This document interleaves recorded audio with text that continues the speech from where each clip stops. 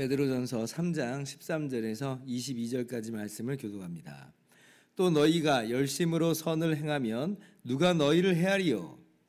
그러나 의를 위하여 고난을 받으면 복이 있는 자니 그들이 두려워하는 것을 두려워하지 말며 근심하지 말고 너희 마음에 그리스도를 주로 삼아 거룩하게 하고 너희 속에 있는 소망에 관한 이유를 묻는 자에게는 대답할 것을 항상 준비하되 온유와 두려움으로 하고 선한 양심을 가지라. 이는 그리스도 안에 있는 너희의 선행을 욕하는 자들로 그 비방하는 일에 부끄러움을 당하게 하려 함이라.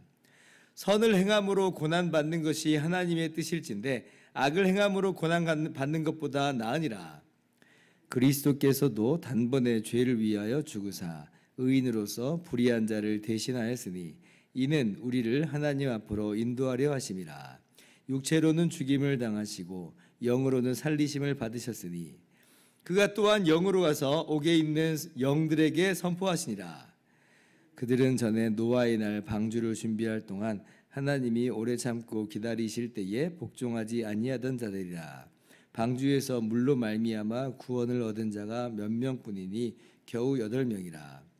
물은 예수 그리스도께서 부활하심으로 말미암아 이제 너희를 구원하는 표니 곧 세례라.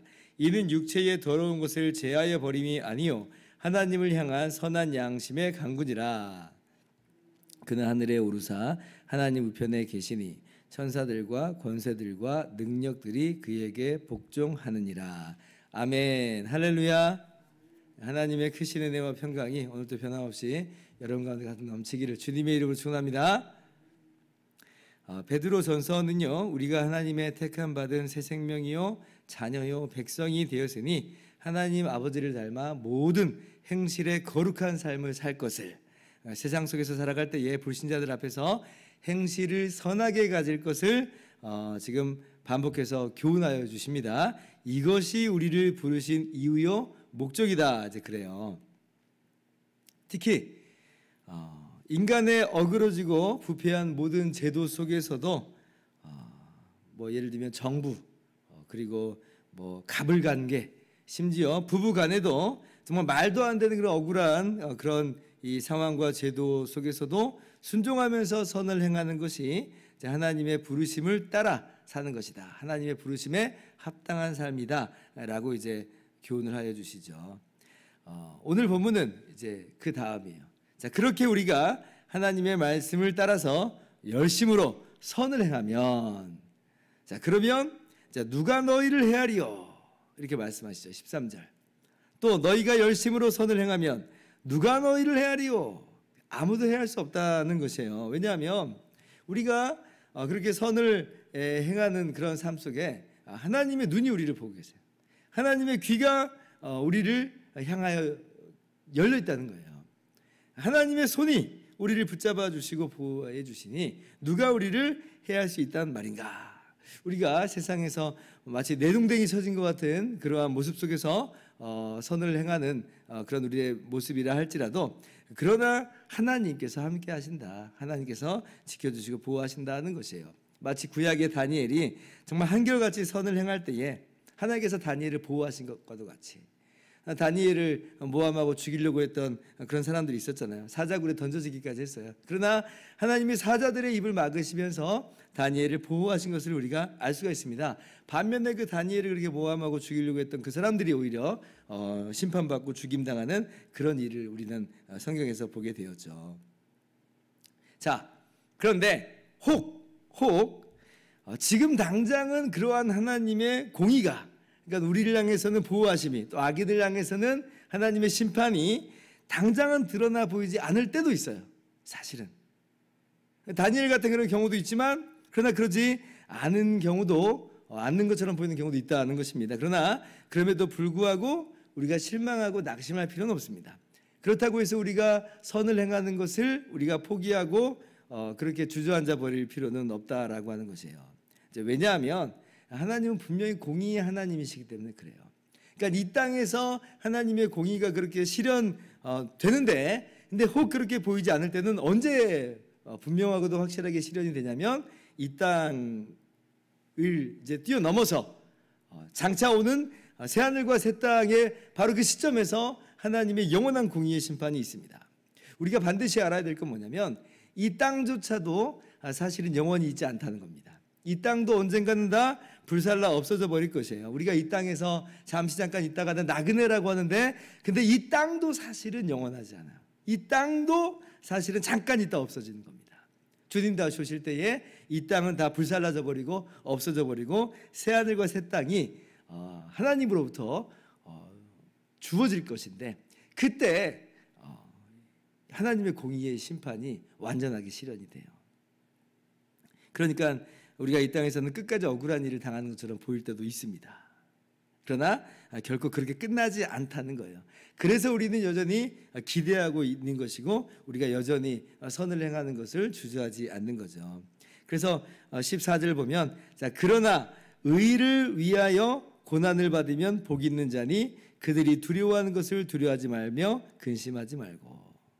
그러니까 누가 너희를 헤아리요 했는데, 그러나 의를 위하여 고난을 받으면, 고난을 받을 수도 근데 있다라는 거예요. 그런 상황도 있다는 거죠. 그러나 우리 낙심할 필요는 없다라고 하는 겁니다. 우리 주님께서도 분명히 말씀하시기를 마태복음에서 의를 위하여 고난받는 자는, 의를 위해서 박해를 받은 자는 복이 있나니 천국이 그들의 것임이라. 그러니까 영원한 하나님 나라가 주어질 것이에요.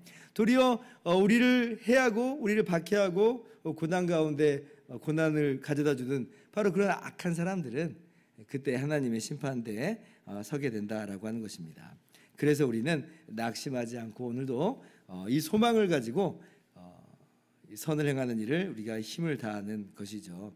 그래서 행여나 이 땅 가운데서 나는 선을 행하는데 왜 이렇게 고난을 받는 거야? 라고 하는 그런 생각이 들 때가 있어요. 그때 놀라지 마시고, 왜냐하면 그럴 수 있다 하였으니까 놀라지 마시고, 사람들이 알아주지도 않아, 나는 선을 행하는데 알아주지도 않아, 예, 그럴 수 있다는 거예요. 그럴 수 있다.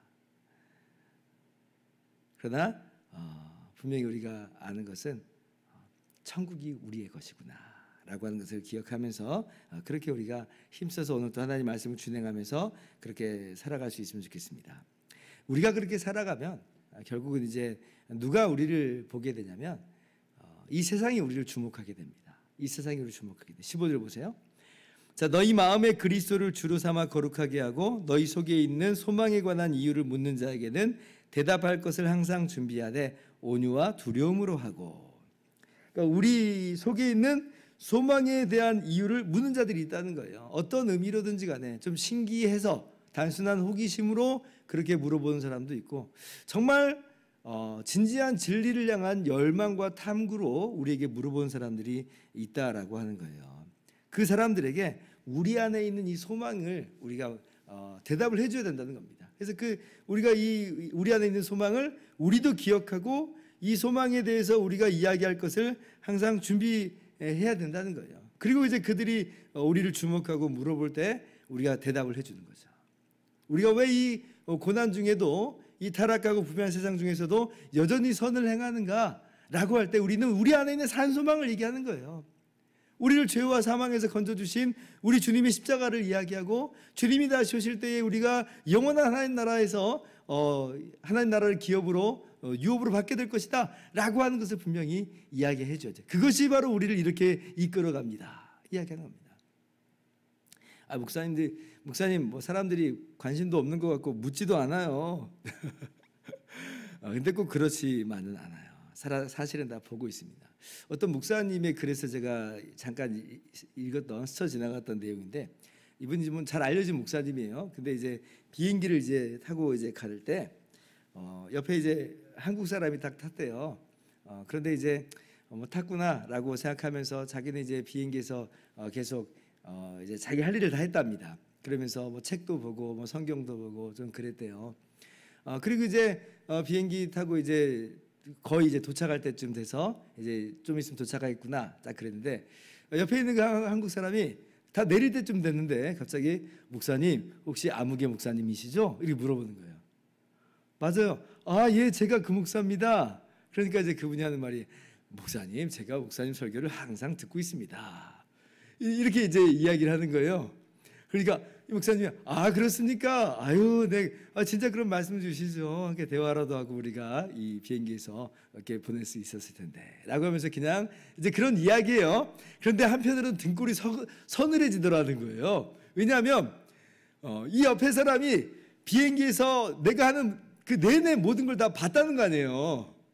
사실 이 목사님 뭐 하고 있나, 내 이 목사님 어떤 목사님인지 아는데 인사 안 했지만 이 목사님이 어떤 목사님인지 알아요. 근데 뭘 하는지를 다 본 거예요. 만약 거기서 비행기에서 뭐 이상한 짓이라도 했다면, 아무도 없으니까, 아무도 나를 모르니까 이상한 짓이라도 했으면 얼마나 정말 이제 깜짝 놀랄 만한 일이겠는가.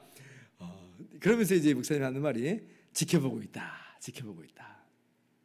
세상 사람들도, 이 세상도 사실은 우리를 이렇게 주목하고 있습니다. 그러니까 초대교회가 성장한 그런 비결 중에 하나는 뭐냐면, 기독교인들이 막 어마어마하게 잘 나가고 성공하고 업적을 남기고 막 그러니까 나도 그럼 예수 믿으면 저렇게 잘 살 수 있겠구나라고 해서 그렇게 초대교회가 성장하지 않았어요. 오히려 초대교회 300년 기간은 박해 기간인데 그런 게 어디 있어요.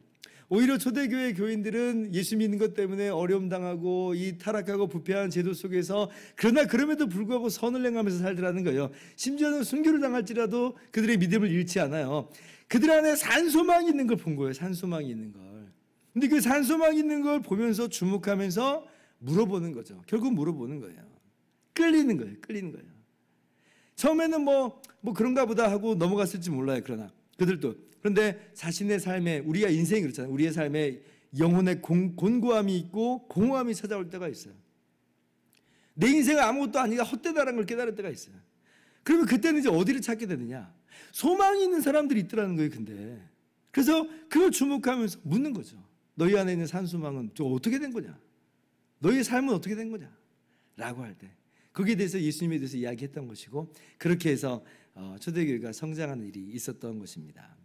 그러니까 우리 안에 이런 산소망을 묻는 사람들이 있다는 걸 기억하면서 그렇게 우리가 모든 행실에 있어서 선을 행해야 되겠습니다. 때로는 타락한 제도와 그런 관계와 사회 속에서도 선을 행하고, 심지어는 선을 행해서 박수 받는 게 아니라 선을 행한다는 것 때문에 조소받고 비웃음당하고 조롱당하고 오히려 못살게 굼을 당한다 할지라도 여전히 우리는 하나님의 자녀로서 천국을 유업으로 받은 사람으로서 이 산소만 가지고 선을 행하는 일에 힘을 다해야 될 것이에요. 사실 우리 안에 있는 선한 양심이 우리를 그렇게 끌고 가죠. 꼭 우리가 그렇게 선을 행해서 그 사람들이 예수님 믿기 때문에 우리가 선을 행하는 게 아니라 우리 안에 있는 생명이, 거듭난 생명이 우리로 하여금 그 길을 걷게 하는 겁니다. 우리는 이 두 가지 마음을 이제 갖고 있어요. 거듭난 새 생명은, 하나님의 자녀로서의 생명은 선한 행실이 마땅한 줄 알아요. 양심이 변화된 거예요.